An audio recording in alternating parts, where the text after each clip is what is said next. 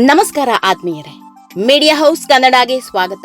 Big boss season 12ರಲ್ಲಿ ಸಿಕ್ಕಾಪಟ್ಟೆ rebel contestant ಅಂತ ಏನಾದ್ರೂ ಇದ್ದಿದ್ರೆ ಅದು ರಿಷಾ ಗೌಡ. ವೈಲ್ಡ್ ಕಾರ್ಡ್ ಸ್ಪರ್ಧಿಯಾಗಿ ಬಂದಿದ್ದ ರಿಷಾ ಗೌಡ ಬಿಗ್ ಬಾಸ್ ಮನೆಯಲ್ಲಿ ಬೆಂಕಿ ಹಚ್ಚಿದ್ರು. ಯಾರಿಗೂ ಕ್ಯಾರೆ ಅಂತಿರ್ಲಿಲ್ಲ, ಯಾರಿಗೂ ಸೊಪ್ಪು ಹಾಕ್ತಾ ಇರ್ಲಿಲ್ಲ, ಮಾತಿಗಂತೂ ಲಂಗು ಲಗಾಮು ಎರಡೂ ಇರ್ಲಿಲ್ಲ ಬಿಡಿ. ಎದುರಿಗೆ ಯಾರೇ ಇದ್ರೂ ಸರಿ, ಮಾತಿಗೆ ಮಾತು ಅಂತ ಜಗಳಕ್ಕೆ ನಿಲ್ತಾ ಇದ್ರು. ರಿಷಾ ಗೌಡ ಇರೋದೇ ಹಾಗೆ, ಯಾರ ಜೊತೆಗೂ ಬೆಣ್ಣೆ ಹಚ್ಚೋ ಮಾತನಾಡ್ತಿರ್ಲಿಲ್ಲ, ಯಾರಿಗೂ ಕ್ಯಾರೆ ಮಾಡ್ತಾ ಇರ್ಲಿಲ್ಲ. ಹೀಗಾಗಿಯೇ ಗಿಲ್ಲಿ ಮೇಲೆ ಒಮ್ಮೆ ಕೈ ಎತ್ತಿ ದೊಡ್ಡ ಪೇಚಾಟಕ್ಕೂ ಸಿಲುಕಿದ್ರು. ಆಮೇಲೆ ರಿಷಾ ಅಬ್ಬರ ಸ್ವಲ್ಪ ಕಮ್ಮಿ ಆಗೋದಕ್ಕೆ ಶುರುವಾಯಿತು. ಇದಾದ 2 ವಾರಕ್ಕೆ ರಿಷಾ ಗೌಡ ಬಿಗ್ ಬಾಸ್ ಮನೆಯಿಂದ ಹೊರ ಹೋಗಿದ್ರು. ಇದೆಲ್ಲ ಈಗ ಮುಗ್ದೋದ ಕಥೆ. ಹೊಸ ವಿಷಯ ಏನಪ್ಪಾ ಅಂದ್ರೆ, ರಿಷಾ ಗೌಡ ಎಲ್ಲೂ ಹೇಳದ, ಯಾರ ಮುಂದೆಯೂ ಹೇಳ್ಕೊಂಡಿರದ ಕಹಿ ಘಟನೆಯನ್ನ ಹಂಚಿಕೊಂಡಿದ್ದಾರೆ. ತಮ್ಮ ಜೀವನದಲ್ಲಿ ನಡೆದಿದ್ದ ಅತ್ಯಂತ ಕರಾಳ ಕಹಿ ಘಟನೆಯನ್ನ ಫಾರ್ ದಿ ಫಸ್ಟ್ ಟೈಮ್ ಎಲ್ಲರ ಮುಂದೆ ಹಂಚಿಕೊಂಡಿದ್ದಾರೆ. ಹೆಣ್ಮಕ್ಳು ಒಬ್ರೇ ಇದ್ದಾರೆ, ಹೆಣ್ಮಕ್ಳು ಅಮಾಯಕಿಯರಾಗಿದ್ದಾರೆ ಅಂತ ಗೊತ್ತಾದ್ರೆ ಎಲ್ಲರೂ ಕಣ್ಣು ಹಾಕೋರೆ. ಬೀದಿ ಕಾಮಣ್ಣರು ಎಲ್ಲೆಂದರಲ್ಲಿ ಹುಟ್ಕೊಳ್ತಾರೆ, ಸಾರ್ವಜನಿಕ ಸ್ಥಳದಲ್ಲಿ ಕೈ ಹಾಕೋದಿಕ್ಕೂ ನೋಡ್ತಾರೆ.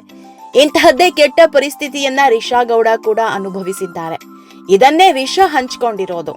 ಆದ್ರೆ ರಿಷಾ ಎಲ್ಲರಂತಲ್ಲ, ಕಾಮುಕರ ಕೀಟಲೆಗೆ ಕಣ್ಣೀರಿಟ್ಟು ವಾಪಸ್ ಬಂದವರಲ್ಲ, ಸಾರ್ವಜನಿಕವಾಗಿ ಅಟ್ಟಾಡಿಸಿದ್ರು. ಮುಂದೆ ಯಾವ ಹೆಣ್ಮಕ್ಳ ತಂಟೆಗೂ ಹೋಗಬಾರ್ದು, ಹಾಗೆ ಮಾಡಿದ್ರು. ಇದೆಲ್ಲದ್ರ ಬಗ್ಗೆ ಇವತ್ತಿನ ವಿಡಿಯೋದಲ್ಲಿ ಹೇಳ್ತಾ ಹೋಗ್ತೀವಿ.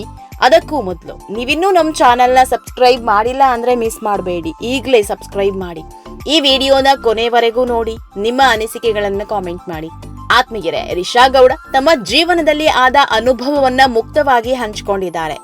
ಈ ಮೂಲಕ ಇಂದಿನ ಸಮಾಜದಲ್ಲಿ ಹೆಣ್ಮಕ್ಳು ಎದುರಿಸ್ತಾ ಇರುವ ಸವಾಲುಗಳನ್ನ ಮತ್ತು ಸಾರ್ವಜನಿಕರ ಜವಾಬ್ದಾರಿಯನ್ನ ಎತ್ತಿ ತೋರಿಸೋ ಕೆಲಸ ಮಾಡಿದ್ದಾರೆ.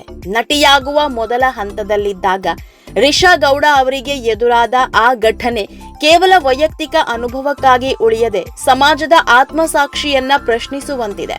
ರಿಷಾ ಗೌಡ ಅವರೇ ಹೇಳ್ಕೊಂಡಿರೋ ಪ್ರಕಾರ, ನಾನ್ ಯಾವತ್ತೂ ಕೆಂಪು ಬಸ್ನಲ್ಲಿ ಓಡಾಡಿದವಳಲ್ಲ, ಆದ್ರೆ ಸಡನ್ ಆಗಿ ಫ್ಲೈಟ್ ಕ್ಯಾಚ್ ಮಾಡಬೇಕು ಅಂತಂದಾಗ ವೋಲ್ವೋದಲ್ಲಿ ಹೋಗೋ ಪರಿಸ್ಥಿತಿ ಬರುತ್ತೆ. ವೋಲ್ವೋದಲ್ಲಿ ಹೋಗ್ತಾ ಇದ್ದೆವು. ಅವತ್ತು ನಾನು ನಾರ್ಮಲ್ ಟಾಪ್ ಮತ್ತು ನಾರ್ಮಲ್ ಜೀನ್ಸ್ ಹಾಕಿದ್ದೆ. ಅಷ್ಟಕ್ಕೆ ಕೆಲವರು ಯಾವ ರೀತಿ ಬಿಹೇವ್ ಮಾಡ್ತಾರೆ ಅಂತಂದ್ರೆ, ಯಾರೋ ಹಿಂದೆ ಕೂತಿದ್ದವನು ನನ್ನ ಮೇಲೆ ಕೈ ಹಾಕಿದ.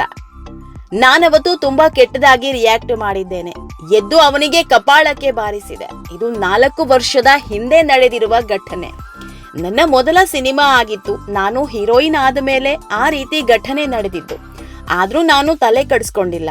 ನ್ಯೂಸ್ ನಲ್ಲಿ ಬಂದ್ರೂ ಪರವಾಗಿಲ್ಲ ಅಂತ ಅವನಿಗೆ ಒಂದೇಟು ಕೊಟ್ಟೆ. ಆಗ ನನ್ನ ಸಪೋರ್ಟ್ಗೆ ಬಂದಿದ್ದು ಕಂಡಕ್ಟರ್.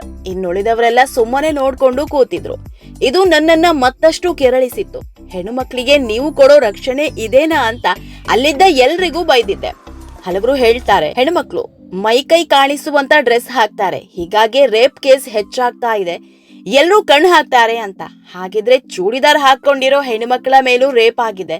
ಲಂಗಾದಾವಣಿ ಹಾಕೊಂಡಿರೋ ಹೆಣ್ಮಕ್ಳು, ಸೀರೆ ಹಾಕೊಂಡಿರೋ ಹೆಣ್ಮಕ್ಳ ಮೇಲೂ ರೇಪ್ ಆಗ್ತಾ ಇದೆ. ಬರೀ ಶಾರ್ಟ್ಸ್ ಅಥವಾ ಸ್ಲೀವ್ಲೆಸ್ ಟಾಪ್ ಹಾಕೊಂಡ ತಕ್ಷಣ ಹೆಣ್ಮಕ್ಳನ್ನ ಬೇರೆ ರೀತಿ ನೋಡೋದು ತಪ್ಪು. ಗಂಡು ಮಕ್ಕಳಾಗಲಿ ಹೆಣ್ಣು ಮಕ್ಕಳಾಗಲಿ ಎಜುಕೇಟೆಡ್ ಆಗಿರಬೇಕು. ಎಲ್ಲಾ ವಿಷಯದಲ್ಲೂ ಹೆಣ್ಮಕ್ಳನ್ನ ಕೂಡ ನಾನು ಕರೆಕ್ಟ್ ಅಂತ ಹೇಳೋದಿಲ್ಲ. ಹೆಣ್ಮಕ್ಳು ತಲೆ ಎತ್ತಿಕೊಂಡು ನಡೀಬೇಕು ಅಂತಂದ್ರೆ, ಎಲ್ಲಾ ಗಂಡ್ಮಕ್ಳು ಕೂಡ ಯಾವುದೋ ಒಂದು ಹುಡುಗಿ ಹೆಲ್ಪ್ ಕೇಳಿದ್ದಾಳೆ ಅಂತಾದಾಗ ದಯವಿಟ್ಟು ಸ್ಪಂದಿಸಿ.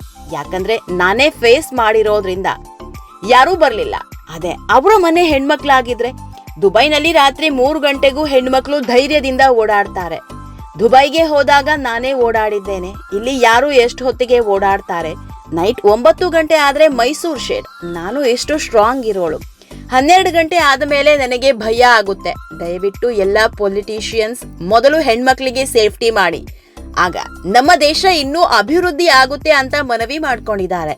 ಆತ್ಮೀಯರೇ, ಇದೊಂದು ವಿಷಯ ಮಾತ್ರ ನಿಜವಾಗ್ಲೂ ಸತ್ಯ ಸಂಗತಿ. ದುಬೈನಲ್ಲಿ ಕಾಮುಕರು ಬಾಲ ಬಿಚ್ಚುವಂತೆಯೇ ಇಲ್ಲ. ರೇಪ್ ಕೇಸ್ ಏನಾದ್ರೂ ದಾಖಲಾದ್ರೆ ಮುಗ್ದೇ ಹೋಯ್ತು, ಜೀವ ಉಳಿಸಿಕೊಳ್ಳೋದೇ ಕಷ್ಟ. ಆದ್ರೆ ನಮ್ಮ ದೇಶದಲ್ಲಿ ಹಸುಗೂಸುಗಳ ಮೇಲೆಯೇ ಕಾಮದ ಕಣ್ಣು ಹಾಕ್ತಾರೆ, ರೇಪ್ ಮಾಡಿ ಕೊಂದು ಬಿಸಾಕ್ತಾರೆ. ಆಮೇಲೆ ಅವರೇ ಆರಾಮಾಗಿ ಓಡಾಡ್ಕೊಂಡಿರ್ತಾರೆ. ಮೊದಲು ಈ ವ್ಯವಸ್ಥೆ ಬದಲಾಗಬೇಕು, ಆಗಲೇ ಕಾಮುಕರಿಗೆ ಕಡಿವಾಣ ಬೀಳೋದು.